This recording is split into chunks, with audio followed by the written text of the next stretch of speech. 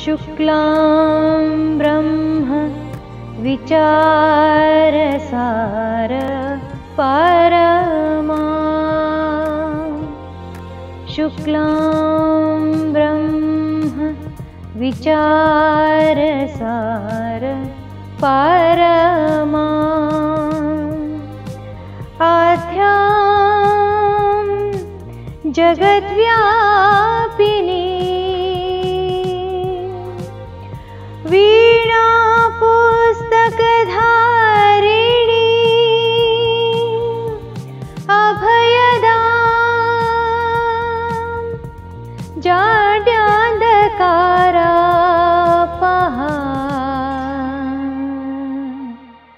स्वस्ति स्फटिक मालिका विदधति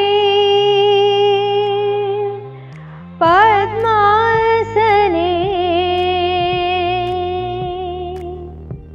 संस्थिता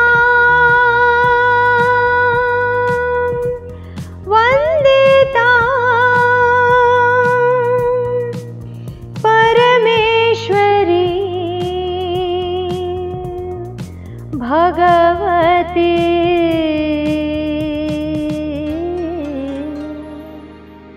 बुद्धिप्रदा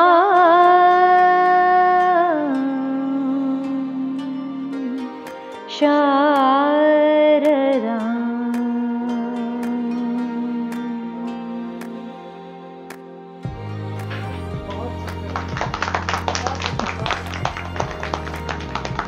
हुआ वक्त गुजर जाएगा, अगर कुछ पास रह जाएगा जो बरसों बाद भी याद रह जाएगा, तो वह होगा इस सुनहरी शाम की कोई रोशन सा सुनहरा सा लम्हा। तो इस सुनहरी शाम को यादगार बनाने के लिए मैं सोनी सिंह बुला रही हूँ एक कवित्री, लेखिका, समाज सेविका, सभी के दिलों पर राज करने वाली लता विनोद नवल मैम को। धन्यवाद सोनी। तो मैं एक कविता सुना रही हूँ मेरी किताब आशनाई से, जिसका शीर्षक है तुझसे होना कभी जुदाई। तुझसे होना कभी जुदाई, बनकर रहूं मैं तेरी परछाई, छू लूं ये मन की गहराई, सांस सांस में रहूं समाई, ऐसा मुझे असर करने दो, अपने दिल में बसर करने दो। क्यों है ये दूरी, क्या है ये मजबूरी, दूर करो ये तन्हाई, यह मीठी मीठी बातें, रंगीन रातें, तुझसे हो ना पाए ये जुदाई, ऐसा मुझे असर करने दो, अपने दिल में बसर करने दो। गुजर गए जो यादों के पल, गुजर गए जो यादों के पल, उनकी पूरी आज कसर करने दो, एक युग बीत जाए पलसा, एक युग बीत जाए पलसा, बरसों का प्यार लगे कलसा, एक युग बीत जाए पलसा, बरसों का प्यार लगे कलसा, ऐसा मुझे असर करने दो, अपने दिल में बसर करने दो। मुखड़ा रहे सदा खिलते कमल सा, मन हो लहरों जैसे चंचल सा, नजरे करम तुझ पर करने दो, इन राहों पर संग चलने दो, इन राहों पर संग चलने दो, फूलों की तरह खिलती रहे यह हंसी, अनसुनी अनकही कहानी बनी, मन इतराए नदी के जलसा, बहता झरना कलकल सा, तुझसे होना कभी जुदाई, बनी रहूं तेरी परछाई, ऐसा मुझे असर करने दो।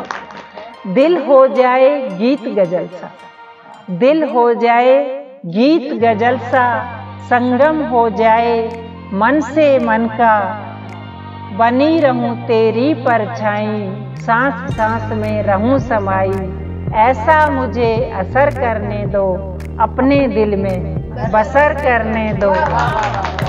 धन्यवाद। अब राखी आपके सामने एक कविता सुनाएंगी, माँ से वादा बाल कविता, जो बच्चों की मनोदशा पर है। जो टीनेजर बच्चे होते हैं उनकी क्या मनोदशा है, ये राखी आपको बताएंगी, उन्हीं से सुनिए। नमस्कार सभी को। बाल दिवस के अवसर पे बच्चों से संबंधित एक कविता प्रस्तुत है। बच्चे जब छोटे होते हैं तो माँ माँ करते करते आगे पीछे घूमते हैं, लेकिन जैसे ही वो टीनेज में आते हैं उन्हें माँ की बातें खटकने लगती हैं, वही माँ की बातें परेशान करने लगती हैं। लेकिन कुछ समय बाद फिर से वो बड़े होते हैं, समझदार होते हैं, तो फिर से उन्हें माँ की वो बातें समझ आती हैं। उसी पर आधारित है मेरी कविता, प्रस्तुत करती हूँ। शीर्षक है माँ से वादा। माँ तूने समझाए मुझे जीवन के कई तराने, मैं ही उनको समझ न पाया, लगते थे मुझे फसाने। तू कहती थी जल्दी उठना, तू कहती थी जल्दी उठना, सेहत का खजाना। मैं समझा कि ऐसी दकियानूसी बातों पे क्यों जाना। तू कहती थी पढ़ ले बेटा, मैं कहता, तू कहती थी पढ़ ले बेटा, जग में नाम तभी होगा। मैं कहता था पढ़ने से क्या, अपना रास्ता खुद चुनूंगा। हर बात में तेरी रोका टोकी, हर बात में तेरी टोका टोकी, मुझे नहीं भाती थी। घर का खाना सीधे बैठो, एक टीस सी चुभती जाती थी। घर फिर शुरू हुआ विद्रोह मेरा, फिर शुरू हुआ विद्रोह मेरा। अब नहीं सुनूंगा कोई बात, नहीं उठूंगा जल्दी, मैं तो जागूंगा सारी रात। नहीं पढ़ूंगा, नहीं पढ़ूंगा, नहीं खाऊंगा तेरे हाथ का सादा खाना। बहुत हो गया रौब तेरा, अब मुझ पर नहीं जमाना। फिर कोशिश की तूने, फिर कोशिश की तूने, पर मैं ना माना। सोच लिया था मैंने मन में, अब क्या करेगा जमाना। माँ तू चिंता मत कर, माँ तू चिंता मत कर, अब मैं खुद ही संभल जाऊंगा। जब समझ आती है बच्चों को तब उनकी मनस्थिति फिर से बदलती है। माँ तू चिंता मत कर, मैं खुद ही संभल जाऊंगा। तेरे दूध की लाज रखूंगा, तेरा सर न झुकाऊंगा। समझ आ रही है मुझको अब तेरी हर बात पुरानी, अपनी हर आदत बदलूंगा, तेरा सच्चा लाल बनूंगा। बहुत हो गई, बहुत हो गई जग हंसाई, अब तुझे खुशी मैं दूंगा। हाँ वादा माँ, अब सच्ची खुशी मैं दूंगा। अब आपके सामने आ रही हैं सोनी सिंह, अपनी एक सुंदर सी कविता प्रस्तुत करने जा रही हैं, आज कल मैं चुप रहती हूँ। सोनी, स्वागत है आपका। धन्यवाद। मेरा नाम सोनी सिंह है। मैं आप लोगों के उपलक्ष्य एक कविता सुना रही हूँ, जो कि मैं कुछ ऐसे बनावटी नहीं लिखती हूँ। मेरा जो खुद पे गुजरता है या फिर मैं जो मेरे दिल में आता है मैं वही पेपर पे उतारती हूँ। तो जस्ट मैंने आज ही लिखा है उसको, तो मैं आप लोग के सामने पेश करती हूँ। आजकल मैं चुप रहती हूँ, आजकल मैं चुप ही रहती हूँ। एहसास सारे खामोश हो गए हैं, क्योंकि कोई भी तो नहीं रहा अब यहाँ, क्योंकि कोई भी तो नहीं रहा अब यहाँ, जो मुझे सुने, मेरी आवाज़ सुने। आजकल तो दीवारें भी साथ नहीं देते हैं, आजकल तो दीवारें भी साथ नहीं देते। सब कुछ नीरस और असहाय सा हो गया है। कुछ रुके रुके से, कुछ रूठे रूठे से, कुछ रुके रुके से, कुछ रूठे रूठे से होठ लरचते हैं, जुबान खामोश रहती है। कुछ कहने को बेचैन पर जुबान है, आधी अधूरे अल्फाज। कुछ कहने को बेचैन पर बेजुबान है, आधे अधूरे अल्फाज। खामोशी में दबे हुए, खामोशी में दबे हुए, मौन का लबादा ओढ़े, जीवन के सारे सच, कहीं अनकही बातें, आधे अधूरे सपने, सभी खामोश और एहसास कभी तोड़ते हैं खामोशी, एहसास कभी तोड़ते हैं खामोशी, पर फिर ओढ़ लेते हैं खामोशी के चादर। अपने अंधेरे भरे मन को मौन के मोतियों से संवारने की कोशिश में मौन रहना कितना कठिन है, अब यह समझ में आया है। मौन रहना कितना कठिन है, अब मैं समझ गई हूँ, जब से मौन रहना सीख गई। अब तो जिसे देखती हूँ उसे ही पाती हूँ, मौन की साधना में रत। मौन तो एक साधन है, एक व्रत है, एक उपासना है और जीवन एक महाभारत। और चल रहे हैं शब्दों के तीर, और चल रहे हैं शब्दों के तीर, नहीं शब्द भेदी तीर, नहीं शब्दों के भी तीखे तीर, एक दूसरे को चीरते हुए। और विडंबना देखिए, और विडंबना देखिए, हर तीर खोज रहा है शांति के शब्द, हर तीर खोज रहा है शांति के शब्द। क्या बात। और इस खोज में न जाने कितनों को मौन करा दिया, और इस खोज में न जाने कितनों को मौन करा दिया। बहुत बढ़िया। बोलती भी थी मैं, पर जब से समझने लगी हूँ चुप रहने लगी हूँ। पहले मैं बहुत बोलती थी, लेकिन जब से समझने लगी हूँ चुप रहने लगी हूँ। और समझ गई हूँ मौन की शक्ति, और समझ गई हूँ मौन की शक्ति, समझ गई हूँ खामोशी के प्रतिध्वनि। आवाज शब्दों में नहीं होती, आवाज शब्दों में नहीं होती, आवाज तो खामोशी में निहित भाव में होती है। आवाज तो खामोशी में निहित भाव में होती है। मैंने बहुत कुछ लिखा है आज तक, मैंने बहुत कुछ लिखा है आज तक। मेरे हर लेखन में मौन समाहित है, और यह मौन प्रतीक है मेरी सोच का, मेरी भावनाओं का। अब इस मौन पर बाहरी शब्दों की ध्वनि, अब इस मौन पर बाहरी शब्दों की ध्वनि प्रहार नहीं करती। मेरी बातों का ध्यान दीजिएगा। अब इस मौन पर बाहरी शब्दों की ध्वनि प्रहार नहीं करती है, बढ़िया। और टकरा कर लौट जाती है उनके ही पास, क्योंकि मैंने अब जवाब देना छोड़ दिया है। Very good. इसलिए वो टकरा के उनके पास ही लौट जाती है। मुझे नहीं किसी से कोई शिकायत, मुझे नहीं किसी से कोई शिकायत। वे बेचारे हैं मन से बीमार, वे बेचारे हैं मन से बीमार। क्या शिकायत करूं, क्या शिकायत करूं। मुझे सहानुभूति है उन सबसे जो छोड़ते हैं शब्दों के वन, मुझे सहानुभूति है उन सबसे जो छोड़ते हैं शब्दों के वन, और अपनी मौन की शक्ति को गवा देते हैं व्यर्थ अनजाने उद्देश्यों से, जो कहीं से भी पूरा होते नहीं दिखता है। बेचारे, मैं डरती नहीं हूँ बोलने से, मैं डरती नहीं हूँ बोलने से। शब्दों का खौफ नहीं है मुझे, पर मुझे मौन की शक्ति का एहसास है, इसलिए मैं अब चुप ही रहती हूँ। इसलिए मैं बहुत बढ़िया। सबसे बड़ी चाहना है। हाँ। मौन सबसे बड़ी चाहना है, और जिसने ये पा लिया उसने सब कुछ पा लिया। और अभी आपके सामने बबीता लाल 2 कविताएं सुनाई। एक, हम बाल दिवस क्यों मनाते हैं, और मेरा मन घबराए। क्या कहना चाहती है, सुनिए।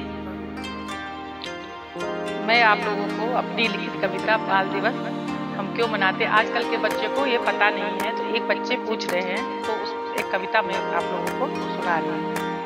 दीदी दीदी दीदी दीदी बाल दिवस हम क्यों मनाते, दीदी दीदी बाल दिवस हम क्यों मनाते। हम नेहरू जी को चाचा नेहरू क्यों है कहते, हम नेहरू जी को चाचा नेहरू क्यों है कहते। हम सज धज के स्कूल को क्यों है जाते, दीदी दीदी बाल दिवस हम क्यों मनाते। तब हम सुनाए उसको ये कविता। जवाहरलाल नेहरू का जन्म 14 नवंबर 1889 में हुआ था। ये थे तो बहुत सुकुमार, पर देश की आज़ादी में कूद पड़े थे। ये तो थे बहुत सुकुमार, पर देश की आज़ादी में कूद पड़े थे। छोड़ के अपना ऐसो आराम, बापू के ये लाडले थे, बापू के ये लाडले थे। बच्चों को उनको प्यारे थे, बच्चे इनको प्यारे थे। बापू के ये लाडले थे, बच्चे इनको प्यारे थे। 20 नवंबर जब था आता, बच्चों के संग वो बाल दिवस मनाते। 20 नवंबर जब था आता, बच्चों के संग वो बाल दिवस मनाते। बन के प्रथम प्रधानमंत्री बच्चों से वो लाड़ लड़ाते, बन के प्रथम प्रधानमंत्री बच्चों से वो लाड़ लड़ाते। कहते बच्चे कल के भारत का निर्माण करेंगे, कहते बच्चे कल के भारत का निर्माण करेंगे। अच्छी शिक्षा लालन पालन से बच्चों का भविष्य बनेंगे, अच्छी शिक्षा लालन पालन से बच्चों का भविष्य बनेंगे। बच्चे कहने लगे उन्हें चाचा नेहरू, बच्चे कहने लगे उन्हें चाचा नेहरू। बच्चे चाचा नेहरू के संग हिल मिल गए, और बच्चे के वो बन गए चाचा नेहरू। फिर एक दिन ऐसा आया 1964 को उनकी निधन हुई, फिर एक दिन ऐसा आया 1964 को उनका निधन हुआ। तब 14 नवंबर को बाल दिवस हुआ, तब से 14 नवंबर को बाल दिवस हुआ। हर स्कूल में रंगारंग कार्यक्रम शुरू हुआ। हर स्कूल में रंगारंग कार्यक्रम शुरू हुआ। हर स्कूल में नए नए योजना बनाए जाने लगे। देश में बच्चों पर नई नई योजना बनाए जाने लगे। बच्चे को बाल दिवस को त्योहार के रूप से तब से मनाए जाने लगे। तो सुना बच्चों आपने बाल दिवस, हम इसीलिए उस दिन से 14 नवंबर को मनाते हैं।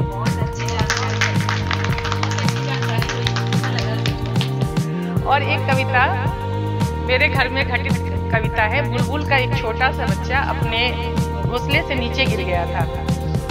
तो उस दिन जो मेरा और उस बुलबुल के बच्चे के साथ जो घटना घटी, उसको मैंने कोशिश की है आज लिखने की। जब भाभी जी ने कहा तो मैंने कोशिश की हूँ लिखने की।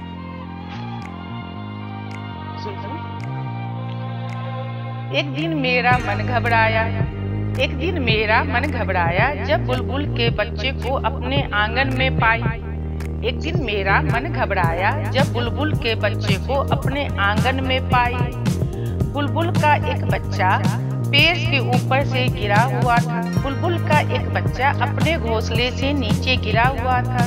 यह देखकर मेरा मन घबराया। सोची कैसे मैं बचाऊं इसको, सोची मैं कैसे बचाऊं इसको, कैसे मैं इसको समझाऊं, कैसे इसको लाड़ लड़ाऊं, कैसे मैं इसको बचाऊं, कैसे इसको लाड़ लड़ाऊं।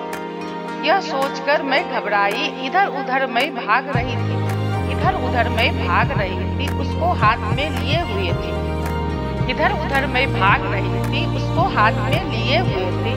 कभी झूले पर कभी घर में, कभी झूले पर कभी घर में, कभी फूलों की क्यारी में उसको मैं रख रही थी।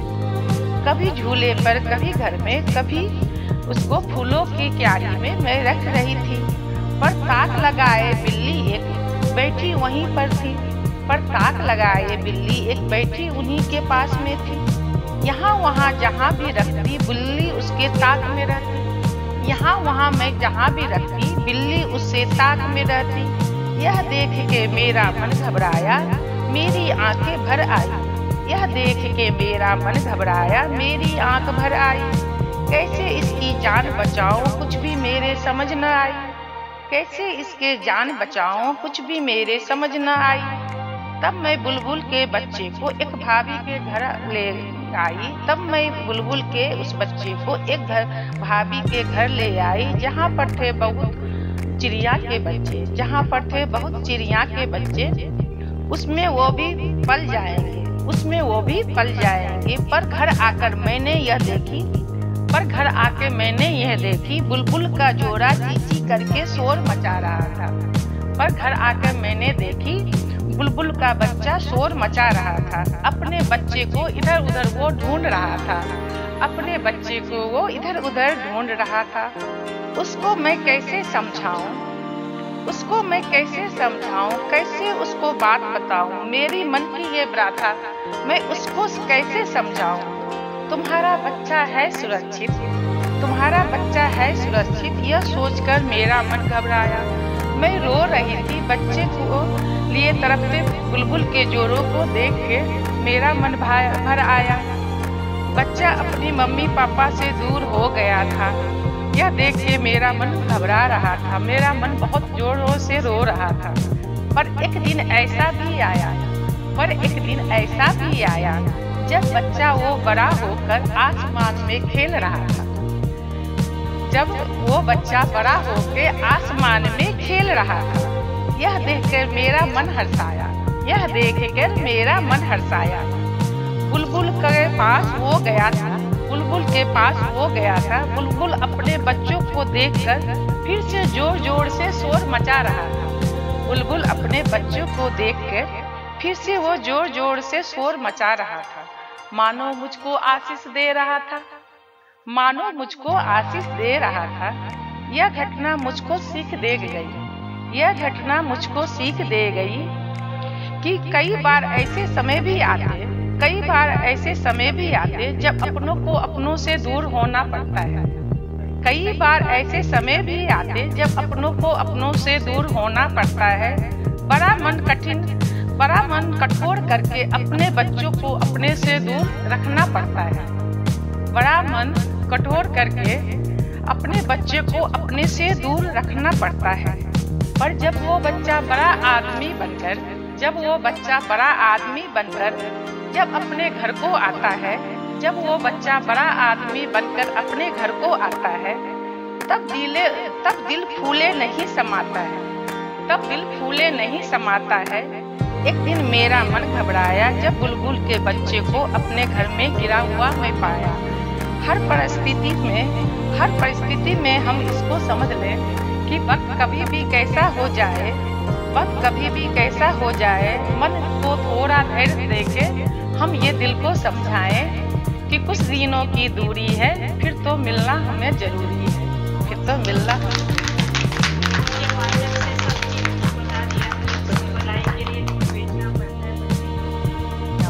और ये सीमा भाभी है, सीमा कौशिक भाभी है। मैंने उनको वो बच्चा को छोड़ के आई थी और मैं जाके मिलती थी तो वो खुद के मेरे ऊपर चढ़ता था।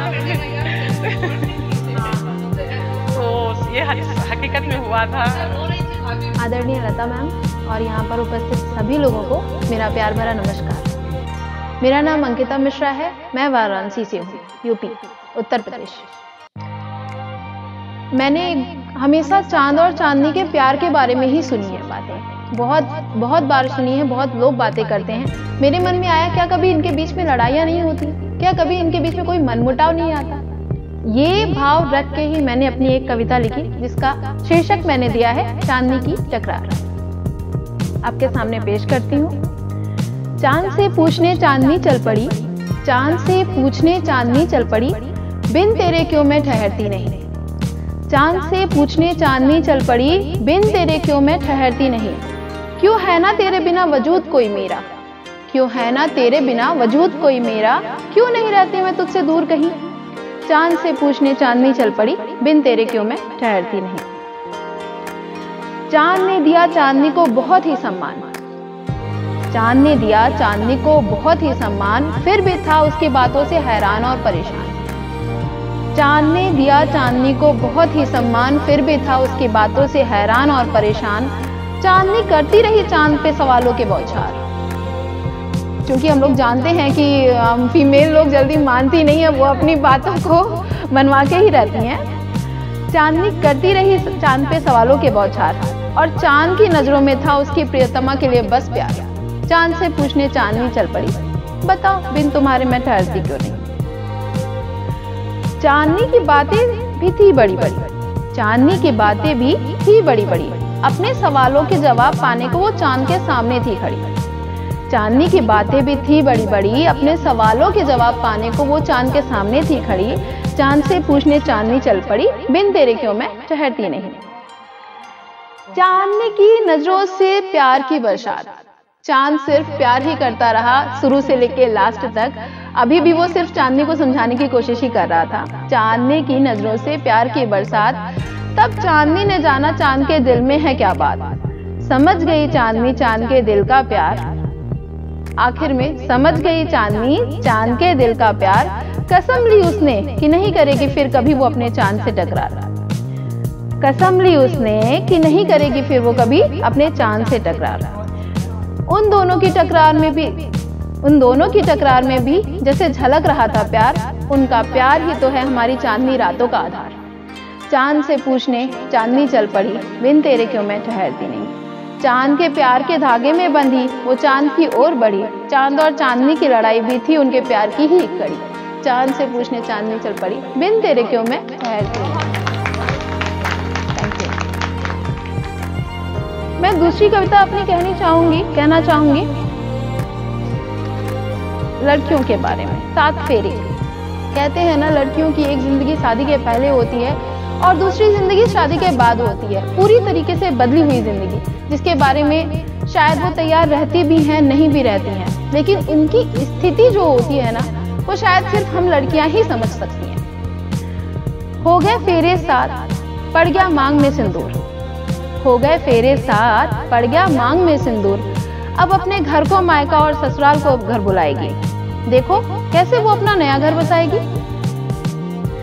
बचपन सारा छोड़ के पीछे, बचपन सारा छोड़ के पीछे अब नई जिम्मेदारियां उठाएगी। अपने सारे नखरों को भूलकर, अपने सारे नखरों के भूलकर लोगों के नखरे उठाएगी। देखो कैसे वो अपना नया घर बसाएगी। अपने ही घर अपने ही कमरे में, अपने ही घर अपने ही कमरे में अब वो मेहमान बन के जाएगी। अपने ही घर अपने ही कमरे में अब वो शायद मेहमान बन के जाएगी। अपनी सारी परेशानियों को भूलकर, अपनी सारी परेशानियों को भूलकर अपने माँ बाप को सिर्फ अपनी हंसी ही दिखाएगी। देखो कैसे वो ससुराल में अपना नया घर बसाएगी। बहुत सारी चीजें होंगी ससुराल में। शादी के बाद बहुत चीजें चेंज हो जाती हैं, बहुत कुछ होता है और बहुत कुछ घटित होता है हम लड़कियों के साथ में, जो शायद हम किसी से कह नहीं पाते हैं। तो बहुत सारी चीजें होंगी ससुराल में, फिर भी वो अपने आप को खुश मानेगी हर हाल में, फिर भी वो अपने आप को खुश मानेगी हर हाल में। जब पानी फिर भी कभी सर के ऊपर चढ़ जाएगा, जब पानी फिर भी कभी सर के ऊपर चढ़ जाएगा, तो अपने आंसू सिर्फ अपने पी को ही दिखाएगी। फिर अपने आंसू सिर्फ अपने पी को ही दिखाएगी। फिर चुपके से अपनी डायरी में अपना सारा दर्द लिख जाएगी। फिर चुपके से अपनी डायरी में अपना सारा दर्द लिख जाएगी। देखो कैसे वो ससुराल को अपना घर बताएगी। फिर चीजें आगे बढ़ती हैं।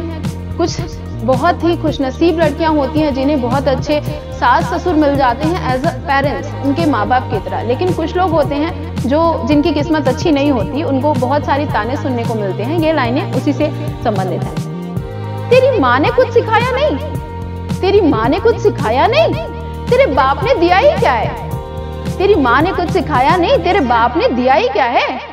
ऐसी बातें उसकी आंखों में कुछ इस कदर आंसू लाएंगे, ऐसी बातें उसकी आंखों में कुछ इस कदर आंसू लाएंगे, जब वो खुद इतनी तकलीफ में हो तो वो लोगों के चेहरे पे मुस्कान कैसे लाएगी।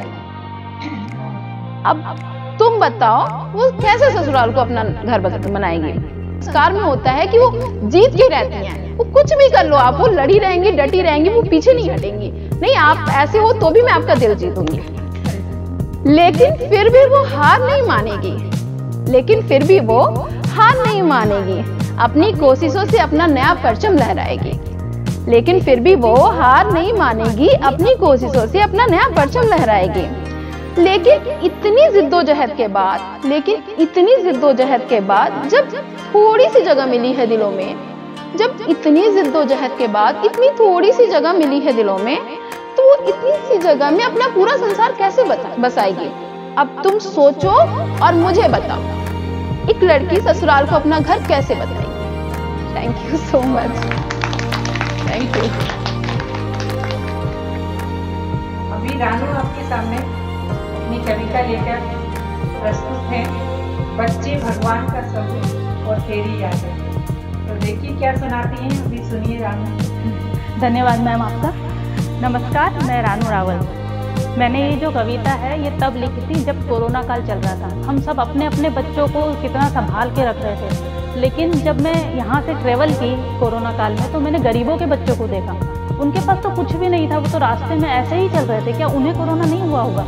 तो हमने सब अपने बारे में सोचा, दूसरों के बारे में क्या, जो गरीब के बच्चे जिनको कोई सुविधाएं ही नहीं है, उनको देख के मैंने ये कविता लिखी थी कि बच्चे भगवान का स्वरूप होते हैं। तो कि खामोशियाँ बेवजह नहीं होती, कुछ दर्द तो आवाज ही छीन लिया करते हैं। खामोशियाँ बेवजह नहीं होती, कुछ दर्द तो आवाज ही छीन लिया करते हैं। हृदय तो कैसे चल रहा है ये तो डॉक्टर भी बता देते हैं, हृदय कैसे चल रहा है ये तो डॉक्टर भी बता देते हैं, परंतु हृदय में क्या चल रहा है ये सिर्फ हम जानते हैं। परंतु हृदय में क्या चल रहा है ये तो सिर्फ हम जानते हैं। तो मेरी एक कविता है कि बच्चे भगवान का स्वरूप। कि कहते हैं कि बच्चों में भगवान का रूप होता है, कहते हैं कि बच्चों में भगवान का रूप होता है, फिर क्यों गरीब के बच्चों का ऐसा स्वरूप होता है, फिर क्यों गरीब के बच्चों का ऐसा स्वरूप होता है। पैदा होते ही काम और मेहनत करने में लग जाते हैं, पैदा होते ही काम और मेहनत करने में लग जाते हैं। कम उम्र में ही बचपन खोकर बड़े होने लग जाते हैं, कम उम्र में ही बचपन अपना खोकर बड़े होने लग जाते हैं। भगवान ने इन्हें भी तो हमारी तरह इंसान ही बनाया है, भगवान ने इन्हें भी तो हमारी ही तरह इंसान ही बनाया है। फिर न जाने क्यों इंसान ही इंसान के दुश्मन हो जाते हैं, फिर न जाने क्यों इंसान ही इंसान के दुश्मन हो जाते हैं। क्या इनका मन नहीं होता होगा खेलने का या कुछ अच्छा खाने का? क्या इनका मन नहीं होता होगा खेलने का या कुछ अच्छा खाने का? फिर भी अपनी किस्मत का बोझ यह खुद ही ढोते जाते हैं। फिर भी अपनी किस्मत का बोझ यह खुद ही ढोते जाते हैं। देखकर इनको मन में आता है कि हे भगवान, देखकर इनको मन में आता है कि भगवान ने इन्हें कितनी फुर्सत से बनाया है, कितनी फुर्सत से इन्हें बनाया है और कितनी फुर्सत से बनाकर कितनी हिम्मत के साथ इनको भेजा है। इनके अंदर सब कुछ सहकर भी सदा हंसने वाला एक कलेजा है। इनके अंदर सब कुछ सहकर सदा हंसने वाला एक कलेजा है। कहते हैं भगवान परीक्षा के लिए भी उन्हें ही चुनता है जिनमें हिम्मत और ताकत खुदा खुद ही भरता है। कहते हैं भगवान परीक्षा के लिए भी उन्हें ही चुनता है, इनमें हिम्मत और ताकत खुदा खुद ही भरता है। बच्चे तो बच्चे ही हैं, चाहे गरीब के हो या अमीर के। बच्चे तो बच्चे ही हैं, चाहे गरीब हो या अमीर। फिर भी आखिर क्यों धुंधली ही रहती है इनके हाथों की लकीर? फिर भी आखिर क्यों धुंधली ही रहती है इनके हाथों की लकीर? हे भगवान, तेरा इंसाफ बहुत निराला है। हे भगवान, तेरा इंसाफ बहुत निराला है और हमेशा हर इंसान, हर गरीब को तूने ही तो संभाला है। हे भगवान, तेरा इंसाफ बहुत निराला है और हमेशा हर इंसान, हर गरीब को, सबको तुमने ही तो संभाला है। अपना हाथ सदा इनके सर पर बनाए रखना, अपना हाथ सदा इनके सर पर बनाए रखना। इन छोटे बच्चों की दुनिया सदा खुशियों से सजाए रखना, इन छोटे बच्चों की दुनिया सदा खुशियों से सजाए रखना। धन्यवाद। अब मेरी अगली कविता है तेरी यादें। ये कविता मैंने तब लिखी थी, मेरे हस्बैंड जब भी घूमने बाहर जाते हैं तो 2 दिन का बोलेंगे और 2 दिन में आ ही जाएंगे। उसके बाद भी कहते हैं मैं तीसरे दिन आऊँगा, मैं चौथे दिन आऊँगा। तो मैंने ये कविता लिखी थी मुझे चिढ़ाने के लिए कि मैं अब 2 दिन और नहीं आऊँगा, 2 दिन और नहीं आऊँगा, ताकि सरप्राइज़ दे सके मुझे कि मैं आ गया। कि तेरी यादों को सीने से लगाए बैठे हैं, तेरी यादों को सीने से लगाए बैठे हैं, अपने इस घर को दुल्हन सा सजाए बैठे हैं। तेरी यादों को सीने से लगाए बैठे हैं, अपने इस घर को दुल्हन सा सजाए बैठे हैं। तू आए या ना आए तेरी मर्जी, तू आए या ना आए तेरी मर्जी, हम तो तेरे इस प्यार को दिल में दबाए बैठे हैं। तेरी यादों को सीने से लगाए बैठे हैं। तेरे मिलने से लगता है कि जिंदगी मिल गई, तेरे मिलने से लगता है कि जिंदगी मिल गई। उधड़ी हुई रखी थी कहीं, पूरी की पूरी सिल गई, उधड़ी हुई रखी थी कहीं, पूरी की पूरी सिल गई। हम अपनी आंखों में समंदर छुपाए बैठे हैं, हम अपनी आंखों में समंदर छुपाए बैठे हैं। तेरी इन यादों को सीने से लगाए बैठे हैं। कभी फुर्सत मिले तो तू भी याद कर लेना, कभी फुर्सत मिले तो तू भी याद कर लेना। हम तो तेरी राहों में पलके बिछाए बैठे हैं, तेरी यादों को सीने से लगाए बैठे हैं। अपने इस घर को दुल्हन सा सजाए बैठे हैं, अपने इस घर को दुल्हन सा सजाए बैठे हैं। धन्यवाद। अभी आप लोगों के सामने मोनिका गुप्ता सुना रही हैं कविता शिक्षक और बच्चों के बीच अनोखा रिश्ता। तो सुनिए क्या सुना रही हैं आप। मैं सबसे पहले लता नवल मैम जी का बहुत बहुत धन्यवाद करना चाहूँगी कि हमको एक मौका दिया और उन्होंने हमें प्रेरित किया कि हम लिख सकें। वैसे बहुत कम उन्होंने लिखना शुरू किया, लगता है कि जब सब बहुत बुजुर्ग हो जाते हैं तब अपने एक्सपीरियंस को डायरी पर लिखते हैं, लेकिन मुझे लिखना शुरू करके अच्छा लगा। जो मैंने महसूस किया अपने बचपन में अपने टीचर्स के साथ एक जो बॉन्डिंग होती है, वही आज मैं महसूस कर रही हूँ अपने स्टूडेंट्स के साथ। मैं भी एक टीचर हूँ और ये मेरा शौक भी है, मेरा प्रोफेशन भी है। तो एक जो कनेक्टिविटी मुझे महसूस हुई अपने बच्चों के साथ, उसको पंक्तिबद्ध तरीके से आज मैं आपके सामने रखूँगी। आशा करती हूँ कि मेरी इन पंक्तियों के माध्यम से आप भी अपने उस एक खास टीचर को याद कर पाए जिनके साथ आपका एक अनोखा सा बंधन था। सिलेबस का तो भाई मुझे पता ना, पर मैंने अपने स्कूल में बहुत कुछ सीखा है। जैसे मेरी स्कूल में मेरी जो मैथ्स की टीचर थी वो मुझे कभी डांटती नहीं थी, कभी कभी तो वो हमारी हुड़दंग में खुद भी शामिल हो जाया करती थी। मेरी क्लास टीचर ने मेरा फ्रंट बेंच का डर भगाया था, आगे बढ़कर सवाल पूछना उन्होंने ही सिखाया था। हिंदी की मैडम बहुत धीरे धीरे पढ़ाती थी, हर एक को जब तक ना समझ आए तब तक दोहराती थी। वो फिजिक्स वाली टीचर ने मुझे एक बार स्कूल की बात भी रुकवाया था। मेरे मैग्नेटिक फील्ड के डाउट क्लियर करने के लिए शाम को साइंस लैब खुलवाया था। वो ड्राइंग के सर आज क्या बनाना है वो भी हमसे ही पूछते थे। रंगों से हमारी पहचान को सब्जेक्ट की तरह ही कराया करते थे। वो पीटे की टीचर ने हमें भाई खूब दौड़ाया है। हर वेडनेसडे को हमने खुद पसीने से ही नहाया है। वो इंग्लिश की टीचर का इंग्लिश जैसे सब्जेक्ट को भी इंटरेस्टिंग बना देना, गलतियों को अकेले में और तारीफ को सबके सामने बता देना। पार्टिसिपेशन जीतने से ज्यादा जरूरी है, ये भी वही कहा करते थे। तुम्हारा आज तुम्हारा कल बनाएगा, ये हिस्ट्री की मैम समझाया करती थी। ज्योग्राफी के सर ने तो एक नया ही तरीका निकाला था। एक कमजोर बच्चे के होमवर्क के लिए 2 बच्चों को अकाउंटेबल ठहराया था। वो 50 बच्चों के शोर में अपने सब्जेक्ट को पढ़ाना, चॉक बोर्ड पर घिस घिस के लेसन को कंप्लीट कराना, कॉपियां चेक कर करके गलतियों को बताना और सुधरने की जरा भी गुंजाइश मिलने पर एड़ी चोटी का जोर लगा देना। कुछ ऐसी यादें लेकर मैंने अपने बचपन को जिया था। भाई सिलेबस का तो पता नहीं, लेकिन मैंने मेरे स्कूल से बहुत कुछ सीखा है। जब जिंदगी में आगे बढ़ूंगी तो मुझे सिलेबस याद रहे ना रहे, पर जिंदगी के हर कदम में अपने टीचर्स को जरूर याद करूंगी।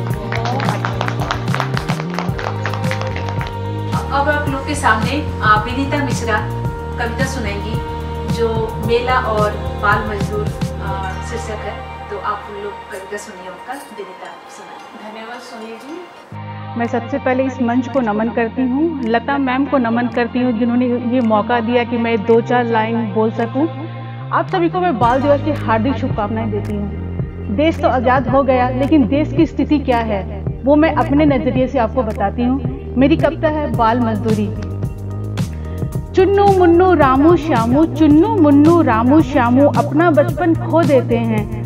चुन्नू मुन्नू रामू श्यामू अपना बचपन खो देते हैं। इधर उधर काम कर कर रोजी रोटी कमा लेते हैं। इधर उधर काम कर कर रोजी रोटी कमा लेते हैं। बड़े होटल पर बर्तन मांजे टेबल पोछा लगा लेते हैं। बड़े होटल पर बर्तन मांजे टेबल पोछा लगा लेते हैं।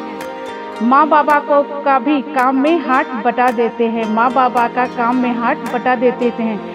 रेलगाड़ी में गीत गाकर पैसे भी कमा लेते हैं। रेलगाड़ी में गीत गाकर पैसे भी कमा लेते हैं।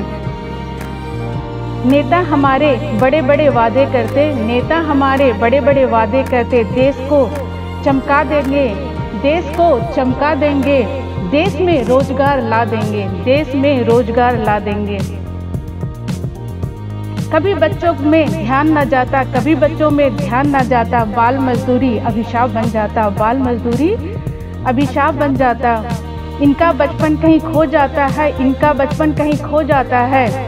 कानून सिर्फ नाम के लिए है, कानून सिर्फ नाम के लिए है, बाल मजदूरी काम के लिए है, बाल मजदूरी काम के लिए है। और मुझे उम्मीद है आपको मेरी कविता अच्छी लगी होगी। आप लोग सबको नहीं होता है। दूसरी कविता मेरी है चुटकी चली मेला देखने। आजकल बच्चे कोई भी मेला नहीं देखता है। जब हम बचपन में थे तो ये मेला देखने जाते थे। तो सोचिए कि मैंने अपना ही नजरिया इस कविता में लिखा है। चुटकी चली मेला देखने सखियों के संग मस्त गगन में, चुटकी चली मेला देखने सखियों के संग मस्त गगन में। ऊंचे ऊंचे बिजली का झूला, ऊंचे ऊंचे बिजली का झूला देखकर थोड़ी घबराई। उसमें बैठ के फिर हवा संग खूब रंग जमाई, उसके संग बैठ हवा में खूब रंग जमाई। बाजा गुब्बारे सब खरीदे, पीपी पीपी खूब बजाई, बाजा गुब्बारे सब खरीदे, पीपी पीपी खूब बजाई। अजब गजब खिलौने देखे, कुछ खरीदे कुछ सोच में रखे, अजब गजब खिलौने देखे, कुछ खरीदे कुछ सोच में रखे। अगले वर्ष फिर खरीदेंगे, रंग बिरंगे दुकानें सजी थी, रंग बिरंगे दुकानें सजी थी, रंग बिरंगे दुकानें सजी थी। क्या खरीदूं क्या छोड़ूं, चुटकी कुछ सोच में पड़ी थी। क्या खरीदूं क्या छोड़ूं, चुटकी सोच में पड़ी थी। मिठाइयाँ देखकर सबको लालच आई, मिठाइयाँ देखकर सबको लालच आई। पानी पूरी चाट मजे सखियों संग खूब उड़ाई। अनोखा ये मेला था, अनोखा ये मेला था, पहली बार कुछ मैंने देखा था, पहली बार कुछ मैंने देखा था। एक लड़की पैर से रोटी बना रही थी, एक लड़की पैर से रोटी बना रही थी। पैरों से ही काखा गागा स्वर और व्यंजन सजा रही थी, पैरों से ही काखा गागा स्वर और व्यंजन सजा रही थी। 2 बच्चे आपस में जुड़े थे, 2 बच्चे आपस में जुड़े थे, फिर भी जिंदगी के मजे खूब ले रहे थे। देखकर चुटकी निराश हो गई, देखकर चुटकी निराश हो गई। सीखने को तो इस पल में बहुत कुछ सीख गई, सीखने को तो इस पल में बहुत कुछ सीख गई। मौत का कुआं देखने चली, मोटर गाड़ी कार की अपना ही खेल था, मोटर गाड़ी और कार का अपना ही खेल था। देख देख कर दिल घबराया, बाद में खूब मजा आया, देख देख कर दिल घबराया, बाद में खूब मजा आया। ड्राइवर साहब सलामी देते, ड्राइवर साहब सलामी देकर ताली खूब बजाया, देख कर ताली खूब बजाया। घंटों उसके बारे में बातें होते होते घर की ओर रवाना हुए। यादें शेष रह गईं, यादें शेष रह गई, अगले वर्ष फिर मेला आएगी। धन्यवाद।